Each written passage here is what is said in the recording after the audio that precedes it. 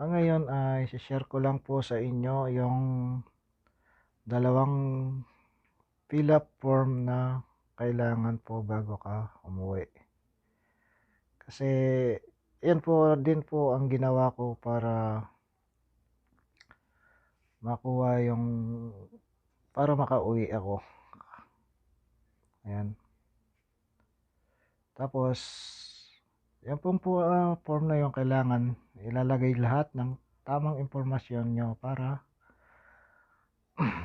pagdating po ng Pilipinas, kukuhanin ka na lang ng Red Cross at dadalhin ka niya sa quarantine facility nila. Sila na rin po bahalang mag-swab test sa inyo.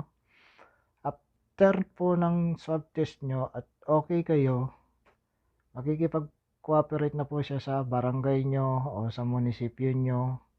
Tapos yung munisipyo nyo ay kukunin ka na nila sa Red Cross. Tapos dadalhin ka na sa inyong bahay at doon ka na po babantayan nung kumuha sa inyo.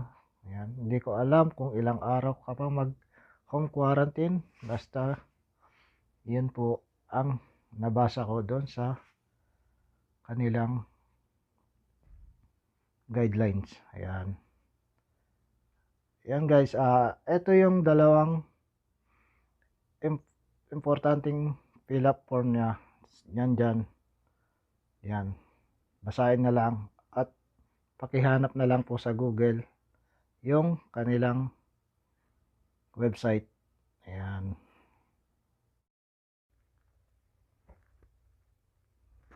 Ito guys, sa Red Cross po to. Kailangan po basahin muna po buo yan. Ayan, itong ano ng Philippine Red Cross.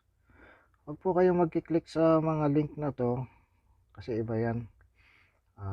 Tapos nyo basahin yan, punta kayo dito, ayan, huwag nyo rin checkan yan kasi para po sa mga hindi OFW yan. Tapos basahin nyo po itong data privacy, ayan, basahin nyo po yan, ayan, hanggang dyan, ayan, data privacy. Tapos punta po kayo dito sa important, basahin nyo rin po yung important. Then pag natapos nyo na pong basahin yan, punta po kayo ngayon dito sa personal information. Kailangan po yung ilalagay mo rito ay totoo. Ayan, lahat po.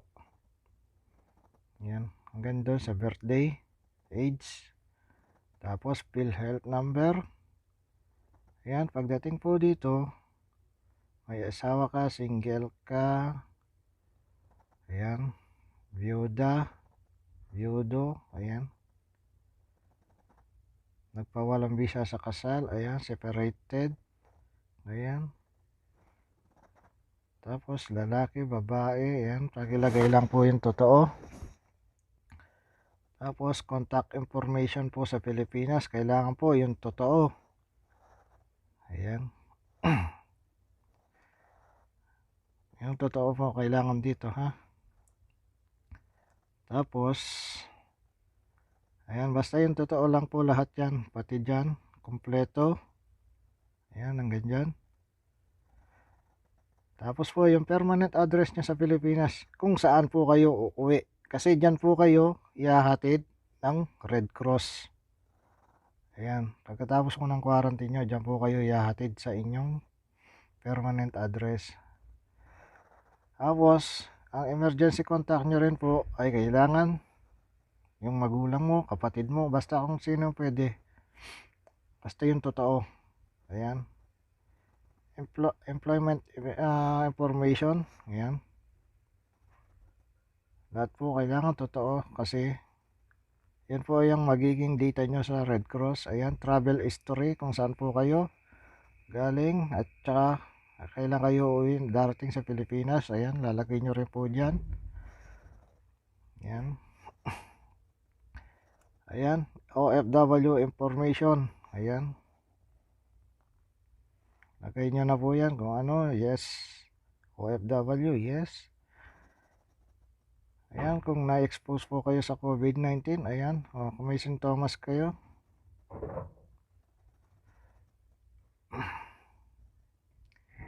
Ayan, kung na-vaccine na po kayo, kung ilang dose na, ayan, lagay nyo rin po.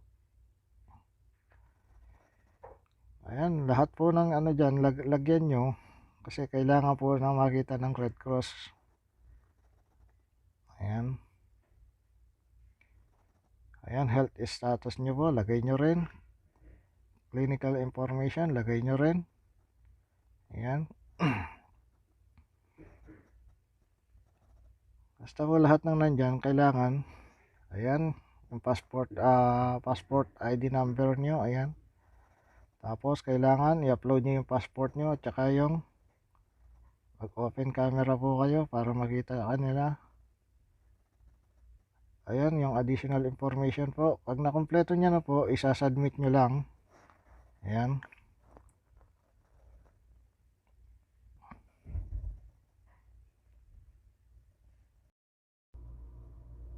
Ito guys, dito sa travel guidelines ng Saudi Arabia, kailangan basahin muna lahat ng guidelines dito guys. Ayan.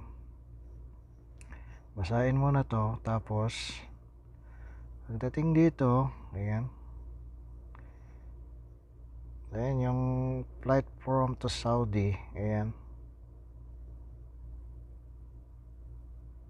Latest update na July 25, 2021 Saudi Arabia Times. Ayan guys.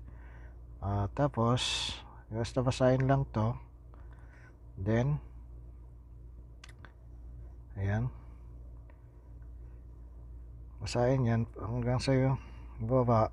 Tapos pagpa-uwi ka na, ayan, ito dito. Ayan, nandyan lahat ang sinasabi. Tapos ayan, basahin mo muna to guys, lahat. Ayan, nandyan lahat ng country. Ayan.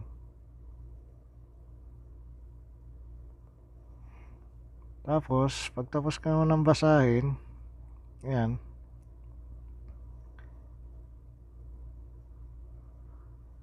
tapos mo basahin dito, diba uuwi ka ng Pilipinas, ito i-click mo, hanapin mo yung Philippines. Ayan, select Philippines. Lalabas ngayon yung guidelines na iba. Ayan, Philippines guideline. Ayan, basahin mo rin yan. Ayan, the following are not allowed to travel to Philippines. Ayan, yung hindi daw po pwedeng pumunta ng Pilipinas. Ayan, history in India, Pakistan, Bangladesh, Nepal, Sri Lanka, Oman, United Arab Emirates. Ayan, with last 14 days in pending arrival in the Philippines. Ayan, guidelines po nang galing yan ng mga nakaban sa Pilipinas. Tapos ayan, departing in the Kingdom of Saudi Arabia may be accessed in less of government at least. Ayan, sabi po dito, clinic to PRC test. Ayan, in the Philippines by the link here. Ito po yung link niya.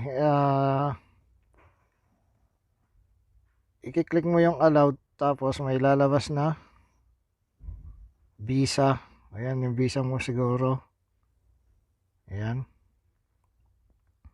kung nasa Saudi ka po kailangan po ito. Ayan,